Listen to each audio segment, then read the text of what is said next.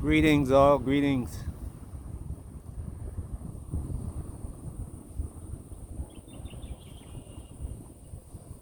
Today, we'll talk about something that, well, let's get right into it. In the after World War II, the United States embarked on several plans, policies. One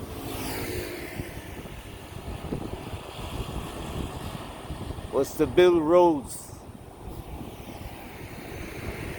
and they built an interstate system across the United States. You can get to almost every small town in America today. It wasn't built all at once.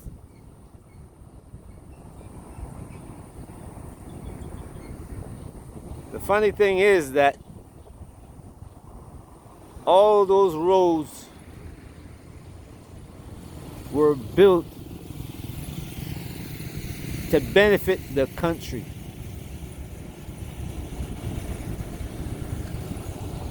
Today,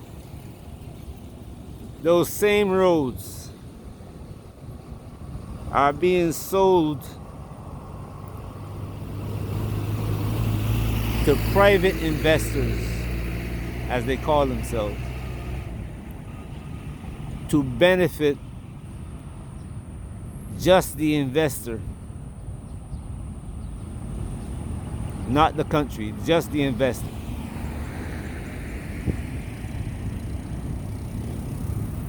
Automobiles built after World War II, if you look at the automobiles, they were built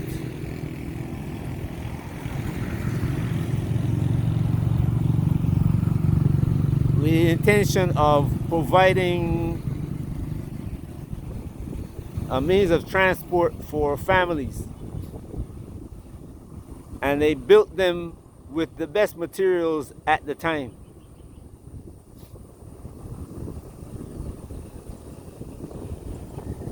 Today's automobiles are built from the cheapest materials, built to last a certain amount of time. Say they build them automobiles to last 3 years, and they give you a 3-year warranty.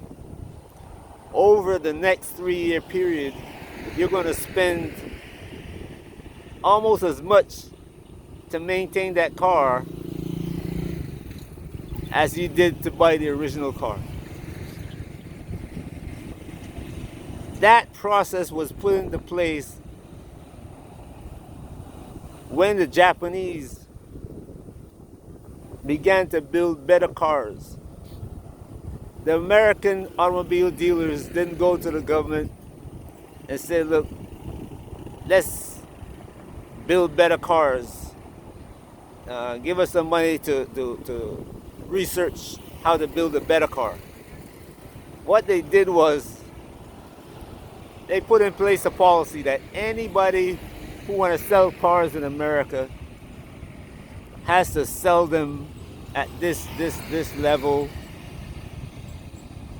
at this price, and so much tax is going to be put on them. So the American automobile dealers, what they did was they said, well, Toyota is selling a car at $2,000. We're going to put 100% tax on it, sell it at $4,000. So guess what they did? They were making their cars now for $1,000, and they were selling them at $2,000. They didn't improve the quality of the car, but they raised the price to $4,000. Now they were making, instead of making maybe $500 on a car, $2,500 on a car.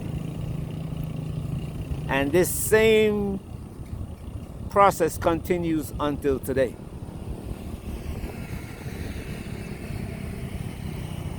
You can see the same process with the farm equipment, where they used to make a good farm tractor that will allow the farmer, that tractor might last 20 years. Today, they make a tractor that will extract so much money, the cost of that tractor will extract so much money from the farmer that small farmers are going out of business. And when I say small farms, in the beginning of farming in America, small farm was 20 acres. After the 60s and 70s, small farms was 1,000 acres. Today, a small farm is 10, 15,000 acres. And the people who have small farms are making just enough money to live if that tractor doesn't break down, or if they don't lose a crop. If they lose a crop, they're into debt. The other day, the U.S. put subsidies on the grains that they were exporting to China.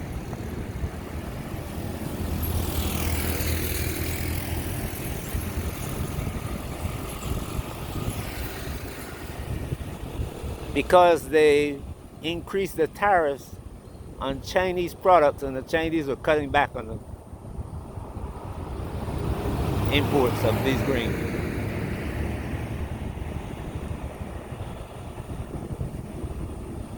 When you create a policy like such as America has, or you let America come and write your policy in Africa, your system is going to be just like the system in America. And most African leaders don't look forward. They are just looking at how much money they have and how long they can stay in office. That's their plan. That's what their policy is. The policy is written for, just like the policy is changed in America for the roads to benefit the individual. In Africa, the policy is written to benefit the leader. Whether he is a traditional leader or now the political leader that rise up after the British and French, or the French haven't left, after the British left.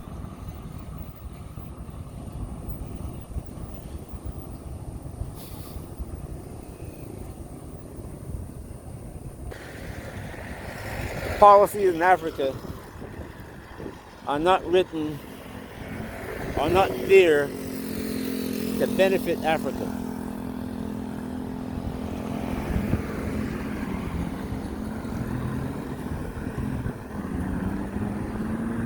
And right now, there are Caucasians having conferences.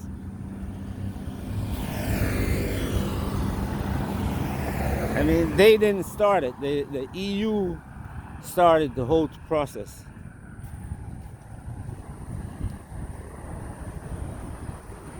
Seeing that they lost the rights to minerals and whatever they were getting from Russia, they started putting into place a policy of Africa-centric. How are they going to keep Africa down and keep getting all their commodities from Africa?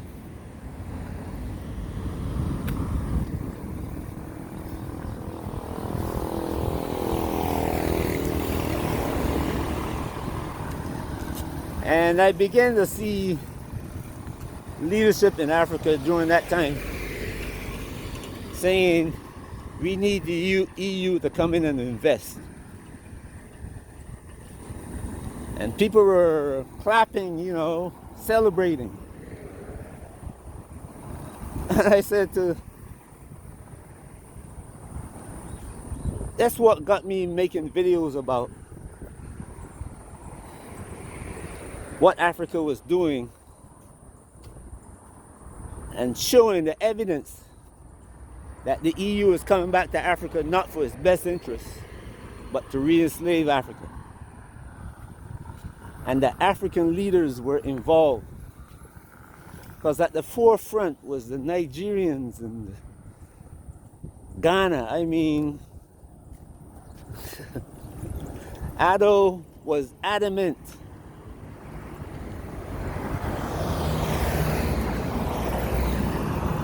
I see the Tanzanians, they were shouting about getting investment from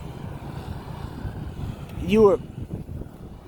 Kenya, I mean, they were like the Pope preaching about his God.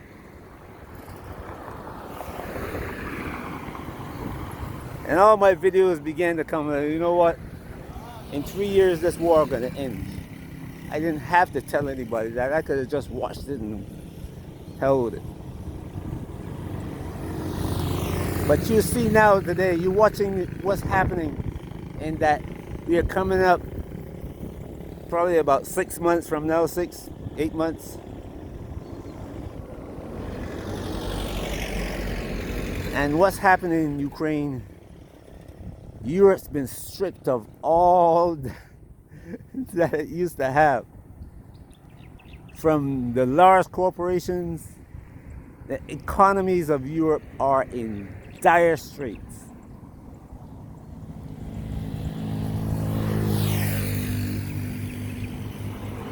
Now you have European leaders, and people are looking at individual countries. Africans are going to Italy. Italy called the African leaders, and they're giving 5 billion euros to 54 states in Africa. Now tell me, if you divide that amount of states, how many one state's going to get? How many Africans can that benefit? And once the leaders take their cut, what's going to be left? There's no policy on Africa dealing with the rest of the world. African leaders have only one policy. That's about themselves. I've seen places where the UN or people donated money, states in Africa, to build roads. About every 10 years or so, they get another tranche of money. The roads never got built. Sometimes you see a few bulldozers show up and clear a path, and then they disappear.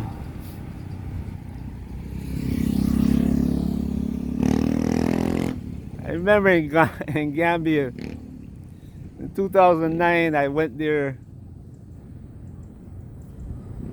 and man, this place is a nice place. Let me look around and see what else I like about it besides what I'm seeing. And everywhere I go, they say, "Hey, see this? This is the beginning of the road. The road's supposed to be finished in a year or two." Everywhere I went in Gambia, I see the same thing.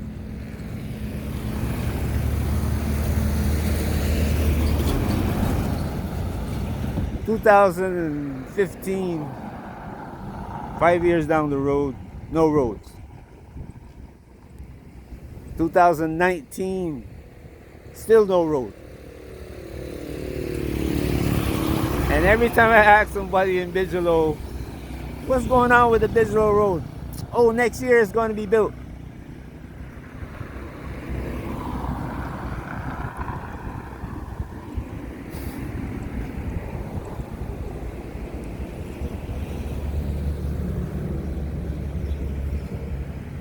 All the money is gone that was assigned to build the roads.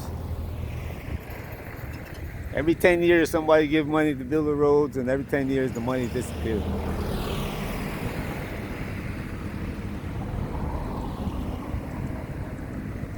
The trash in Kenya, Tanzania. Beaches that you can't get to almost because trash piles so high. People throw garbage on the street. There's no policy for the country to protect the country, to keep the garbage from. And people go to Kenya and, oh, it's so beautiful here. How could you be living among garbage with, and call it beauty?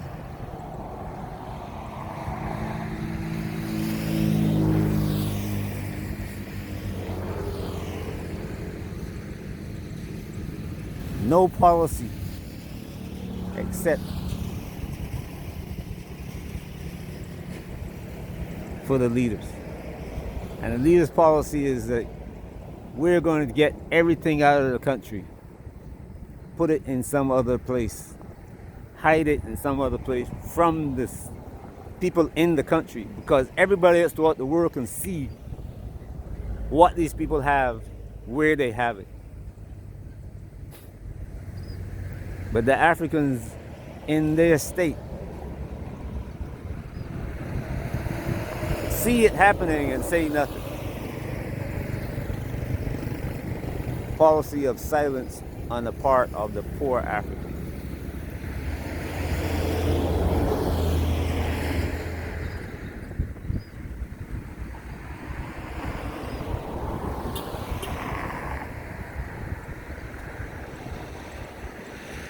Cruel game.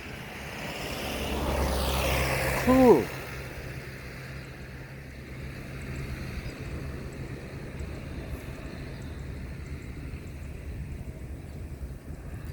It has to stop.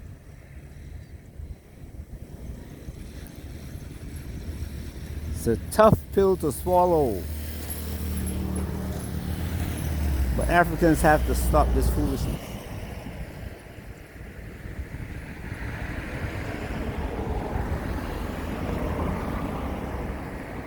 You don't agree with me? Let me know. Peace. Have a great day wherever you are.